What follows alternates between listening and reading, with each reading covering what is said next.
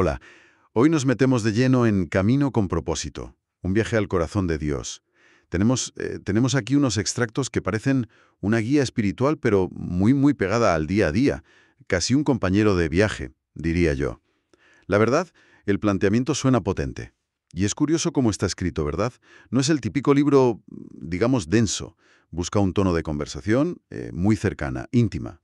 Es casi como si pudieras oír a Jesús hablando, con esa mezcla de cariño y firmeza. Sí, sí, totalmente. La idea central, parece, es ayudarnos a conectar con esa voz interior que el texto identifica con Dios, claro, para entender mejor quiénes somos y cuál es nuestra misión, ¿no? Entiendo.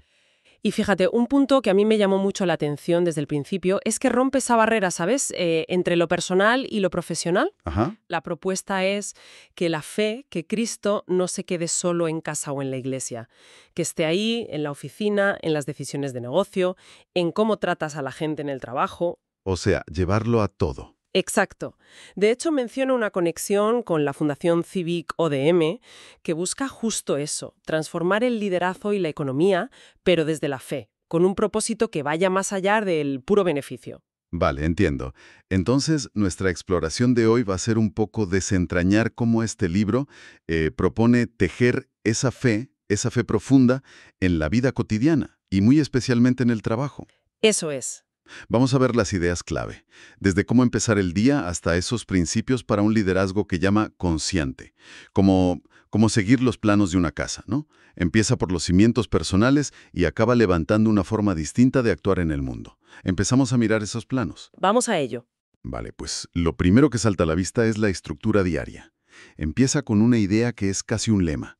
Cada día es un renacer. Sí. El texto propone no solo levantarse, sino levantarse en Dios. Como recibir el día como un regalo nuevo, reconociendo que, según esto, nada es nuestro por derecho, que todo es gracia. Un reinicio espiritual cada mañana, vamos. Es que es una perspectiva que busca cambiar el chip desde el minuto uno, ¿eh? Claro. Sugiere frases como, hoy, Señor, me despierto en ti. ¿Qué implica esto, más allá de que suene bonito? Pues implica, según el texto, dejar atrás la carga de ayer y la ansiedad por el mañana. Centrarse en el hoy como el lugar donde te encuentras con Dios. No es solo ser positivo, es un acto de fe activa. Confiar en que este día viene de Él y Él te sostiene. Entiendo. Y esta idea de renacer diario, pues conecta directamente con lo que viene después, en el capítulo 2. Mi ofrenda, la jornada. Ahí quería llegar. Porque no se queda solo en despertarse con buen pie, digamos. No, no. La idea es que todo el día, cada tarea, cada palabra, cada decisión, incluso el cansancio, el esfuerzo, se puede ofrecer. Habla de un sacrificio vivo. Suena fuerte, Sí. pero no se refiere a cosas heroicas, ¿no? Que va, precisamente. El texto insiste mucho en eso. La ofrenda no son grandes hazañas, sino la normalidad, lo pequeño, vivido con una intención distinta. Lo cotidiano. Exacto. El esfuerzo en el curro, la paciencia en un atasco, una alegría que compartes, una palabra amable. Todo eso, si lo ofreces conscientemente, se convierte en oración, en ese sacrificio vivo. ¿Vale? Y esto los lleva a otro concepto que a mí me parece muy interesante, que desarrolla más tarde en el capítulo 7, los sacerdotes comunes. Sacerdotes comunes. Me gusta cómo suena.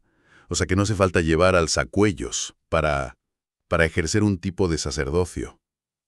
¿Cómo lo explica? Pues exactamente así, desmonta esa idea, sugiere que el verdadero sacerdocio del laico se ejerce en el mundo, en lo secular. En la calle, vamos. En la calle, en la oficina, el trabajo bien hecho, con honradez, buscando hacer las cosas bien no por vanidad, sino por servicio, el trato justo a los compañeros o empleados, el saber perdonar en el trabajo, que tela a veces, Uf, sí. buscar la justicia en las estructuras de la empresa. Todo eso, dice el texto, es culto agradable a Dios. Convierte la oficina, el taller, la cocina, en lugares sagrados, en altares donde ofreces tu vida. Es una visión potente, ¿verdad? Intenta como borrar esa línea que a veces ponemos entre lo religioso y lo normal. Aquí todo puede ser sagrado. Totalmente.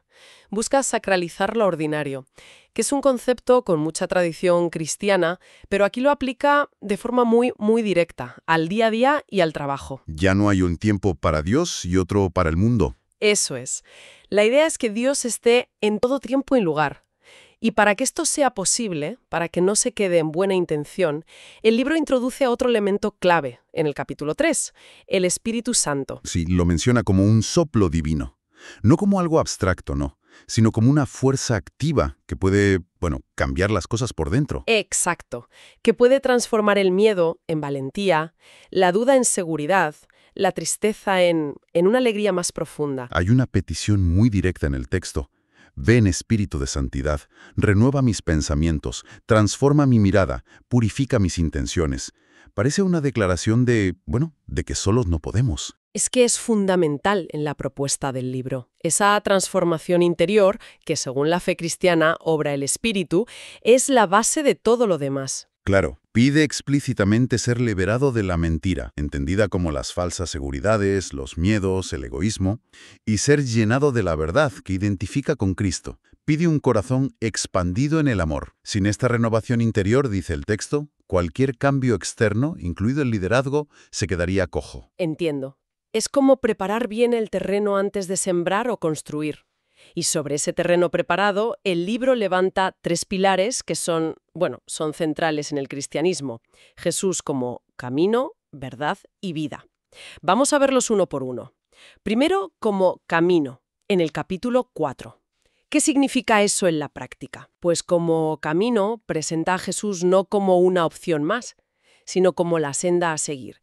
Y es una senda definida por actitudes muy concretas. El amor activo, el servicio desinteresado, la confianza en Dios incluso cuando las cosas se ponen feas. Un camino de acción. Sí, y un camino que, al andarlo, te va purificando. La mente de prejuicios, el corazón de apegos que no ayudan. La cita clave es, tú eres el camino que se abre delante de mis pies, como una guía constante. Vale, ese es el camino. Luego viene Jesús como verdad, capítulo 5. Esto puede sonar más abstracto quizá. ¿Cómo lo concreta el libro? Pues intenta que no sea abstracto. La verdad aquí no es un conjunto de ideas, sino una persona, Jesús mismo, la palabra de Dios hecha carne. Y esta verdad se revela de forma total, según el texto, en la cruz, vista como el acto supremo de amor y coherencia. Y la promesa asociada es la liberación, ¿no? Eso es, liberación del pecado, del miedo que paraliza, de las mentiras del mundo, pues eso, la búsqueda de poder por el poder, la riqueza como fin último, todo eso. Cita directamente la frase del Evangelio, yo soy la verdad y la verdad os hará libres. Y el tercer pilar es Jesús como vida en el capítulo 6. ¿Qué aporta este aspecto? Este se centra más en la esperanza y en la fuente de energía espiritual.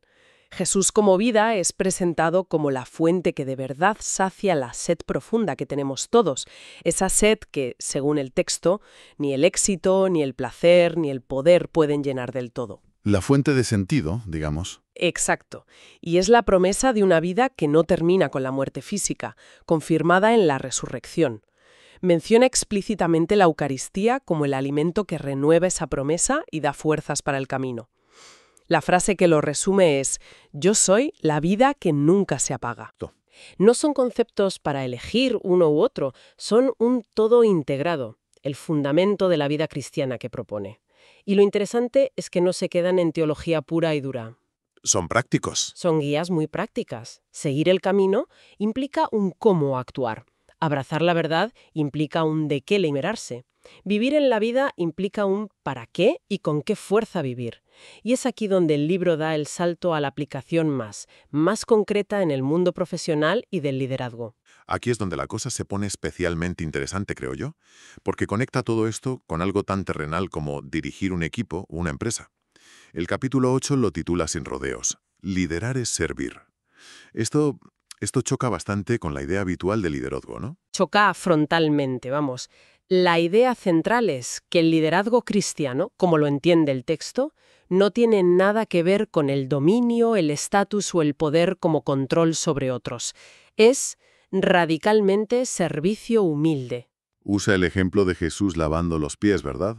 Que es potentísimo. Potentísimo. Un acto que en esa cultura era propio de esclavos, y lo hace el maestro. Lo contrasta directamente con la ambición, con buscar el reconocimiento, el prestigio social. La frase es lapidaria. El que quiera ser el primero, que se haga servidor de todos. Es un cambio de paradigma total, pasar de querer estar arriba a ponerse abajo para ayudar a los demás a crecer. ¿Y cómo se traduce esto en acciones concretas para un líder? Las cartas sobre el liderazgo consciente y propósito que se incluyen deben ir por ahí, supongo. Sí, sí, esas cartas profundizan mucho en este modelo de liderazgo de servicio. Hablan de cuidar de verdad a las personas a tu cargo, no como si fueran recursos, sino como fines en sí mismas. Personas, no números. Exacto. De guiar con justicia, asegurando equidad, de corregir cuando haga falta, pero con amor, buscando el bien de la persona, no humillarla, de inspirar más con el ejemplo, con tu coherencia, que con grandes discursos, y de estar dispuesto a sacrificar tu propia comodidad o tus intereses por el bien del equipo o de la misión. Eso es fuerte. Y hay una frase clave que conecta con lo que decíamos de la transformación interior. La empresa más importante que tienes que dirigir es tu propia alma. El liderazgo hacia afuera es visto como un reflejo inevitable de cómo estás tú por dentro. Fascinante. Y esas cartas añaden más matices, ¿verdad? Recuerdo haber leído algo sobre valores, la escucha, la economía. Efectivamente, las cartas van desgranando aspectos clave de este liderazgo. Primero, la carta 2 insiste en liderar con valores eternos: justicia, verdad, misericordia. El texto dice que estos no dependen de las modas de gestión o de cómo sople el viento en el mercado. Son la roca sobre la que construir algo con sentido. Valores sólidos. Luego, la carta 3 subraya el poder de la escucha y la humildad. Pero no una escucha superficial, sino escuchar con el corazón, buscando entender al otro de verdad. La humildad no como debilidad, sino como la puerta para ser sabio y conectar con esa verdad. Habla de hacerse pequeño para que Dios actúe. Y luego está la carta 4, con esa visión de la economía del reino. Esa sí que es provocadora. Esa tiene tela, sí. El texto es muy directo. Critica la mentalidad de acumular por miedo al futuro o por pura avaricia. Propone que los bienes, los recursos, no son un fin, sino herramientas para compartir, para generar bien común y, muy importante, para dignificar al trabajador. ¿Cómo? Pues asegurando condiciones y salarios justos. La afirmación es contundente. Cuando compartes con generosidad y justicia, todo se multiplica. Contrapone la lógica del reino de Dios a la que percibe como dominante en el mundo. Esa idea de la economía del reino sí queda que pensar. Es un desafío directo a muchas prácticas que vemos todos los días. ¿Qué más destacan las cartas? Pues también es crucial la carta 6, sobre comunidad y misión. Enfatiza que este camino no es para hacerlo solo, en plan llanero solitario. La misión, sea la que sea, es compartida. Se necesita una comunidad, un equipo, donde apoyarse, donde las cargas se alivian y los éxitos se celebran juntos. La importancia del equipo. Exacto. Anima a buscar la unidad y a cultivar la comunión, viéndola como un testimonio en sí misma. Y luego está la carta 5, que aborda el tiempo como don sagrado. ¿El tiempo? Sí. Es una llamada a discernir, a distinguir entre lo urgente, que a menudo nos come y nos estresa, correos, reuniones que no van a ningún lado, y lo esencial, lo que de verdad importa para tu propósito vital. Amar, servir, construir relaciones, conectar con Dios. Insta a usar el tiempo con sabiduría, a no malgastarlo. Vale. Entonces, si juntamos todo esto, el servicio, los valores eternos, la escucha humilde, esa economía del reino, la comunidad, el uso del tiempo, lo que sale es un retrato del líder muy, muy diferente al héroe solitario o al tiburón de los negocios que a veces nos venden. Totalmente diferente. El texto dibuja un liderazgo que es, en el fondo, una vocación espiritual. No te da técnicas de gestión o trucos de productividad. Te ofrece un camino de transformación personal que luego se proyecta hacia afuera. Cambia las métricas de éxito. Totalmente. Desafía de raíz las métricas convencionales, poder, riqueza, fama, y propone la integridad, la humildad, el servicio que se sacrifica, la generosidad, como los verdaderos indicadores de un liderazgo logrado desde esta perspectiva. El propósito último del líder no es el trimestre, es eterno: colaborar en construir el reino de Dios con acciones muy concretas basadas en estos valores. Y todo este camino, que empieza con ese renacer diario y llega hasta este liderazgo de servicio, ¿cómo culmina? ¿Cuál es el gran final, digamos, de esta propuesta? Pues culmina en la idea de caminar en santidad en el mundo que desarrolla en el capítulo 9. Y aquí el texto se esfuerza mucho en aclarar algo importante. Santidad no significa escapar del mundo, ni meterse en una burbuja, ni ser perfecto o no equivocarse nunca. Entonces, ¿qué es? Significa vivir las realidades de cada día, el trabajo, la familia, las responsabilidades, pero vivirlas con Dios, con un corazón que busca ser limpio en sus intenciones, asumiendo las tareas con amor, con rectitud, buscando el bien. Es volver a esa idea de santificar lo ordinario que veíamos al principio. O sea, que la santidad, según este libro, no es para unos pocos elegidos en un convento, sino una llamada para todos, en medio del barro de la vida cotidiana. ¿Pone algún ejemplo de cómo sería esa santidad en el mundo? Más que anécdotas concretas, refuerza la idea con el ejemplo de Jesús mismo. Sus años en Nazaret, trabajando en un taller, tratando con vecinos, todo eso, dice el texto, fue santo. Claro. Por tanto, argumenta, un empresario que lucha por ser ético en un entorno difícil está caminando en santidad.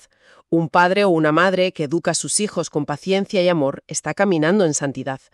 Un empleado que hace su trabajo bien, con alegría, aunque sea monótono, viéndolo como servicio, está caminando en santidad. Es la intención y la conexión con Dios lo que transforma la acción. Entendido. Es la integración total, entonces. No hay una vida espiritual por un lado y la vida real por otro. Esa es la propuesta central. La integración radical. La espiritualidad no es un compartimento estanco, es el hilo que debe tejerlo todo. El trabajo, las relaciones, las finanzas, el descanso. El epílogo del libro, de hecho, es una llamada a la acción. A no quedarse en leerlo. Exacto. A intentar vivirlo. A hacer del liderazgo una oración hecha carne. Y del trabajo una ofrenda continua. Cierra el círculo, volviendo al propósito inicial, descubrir quién eres en Dios y cuál es tu misión concreta en el mundo, caminando siempre consciente de su presencia, según la perspectiva que ofrece Camino con Propósito. Bueno, pues hemos hecho un buen recorrido por las ideas clave de estos extractos de Camino con Propósito. Desde ese despertar diario como un renacer, pasando por ofrecer la jornada entera, dejarse guiar por el Espíritu, apoyarse en Jesús como camino, verdad y vida, hasta llegar a ese modelo de liderazgo basado en el servicio radical y en valores que no se negocian. y culminando en esa llamada a vivir la santidad en medio de nuestras ocupaciones. Una visión, bueno, exigente pero coherente, ¿no? Sin duda, es una propuesta de coherencia fuerte entre lo que se cree y lo que se vive, tal como lo presenta el autor, y retomando esa idea tan potente de transformar la economía desde la fe, que está ligada a la misión explícita del libro y de la fundación que lo apoya. Sí. Hay una pregunta que casi se plantea sola, basada en esa economía del reino de la que habla el texto. Si alguien se tomara realmente en serio que los bienes no son principalmente para acumular por seguridad o miedo, sino para multiplicar el bien y la dignidad de las personas, ¿qué cambio concreto, quizá uno que resulte incómodo o vaya contracorriente, podría plantearse en su propia gestión profesional o en sus finanzas personales para ser coherente con ese principio? Ahí queda esa pregunta, resonando. Un buen punto para darle vueltas más allá de nuestra conversación de hoy.